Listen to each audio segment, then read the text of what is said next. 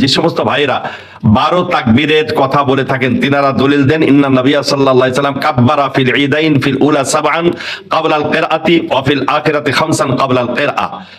যে নবীজি সাল্লাল্লাহু আলাইহি সাল্লাম ঈদুল আযহা ঈদুল ফিতরে হুজুরে পাক সাল্লাল্লাহু আলাইহি সাল্লাম 12 তাকবীর বলতেন। প্রথম রাকাতে 7 তাকবীর কিরাত পড়ার পূর্বে, দ্বিতীয় রাকাতে কিরাতের পূর্বে 5 তাকবীর, 7 5 12 তাকবীর। এই যে রাওয়ায়াত, এই রাওয়ায়াতের রাবি হলেন কাসির ইবনে আব্দুল্লাহ।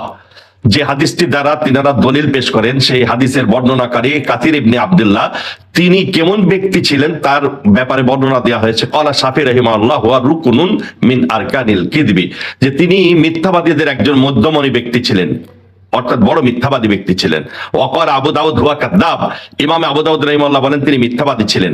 ওয়াকাল ইবনে হাব্বান ইয়ারবি আন আবিহি আন জাদ্দিহি নুসখাতাম মাওযুআ, যে তিনি তিনার দাদার সূত্রে যে রাওয়ায়াতটি বর্ণনা করেছেন সব মূলত মাওযু হাদিস।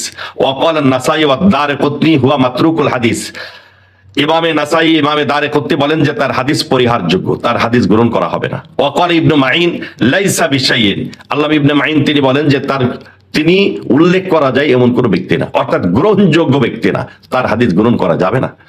এই জাতীয় মতামত ইমামে শাফি, ইমাম আহমদ ইবনে হাম্বল, বড় বড় ও হাস্তি, আর ইমামে নাসাই, ইমামে দারকুতনি থেকে ওয়াকালা ইবনে হাম্বল হুয়া মুনকারুল হাদিস, ইমাম আহমদ বিন হাম্বল বলেন মুনকারুল হাদিস, তার হাদিসকে অস্বীকার করা হবে, গ্রহণ করা যাবে না।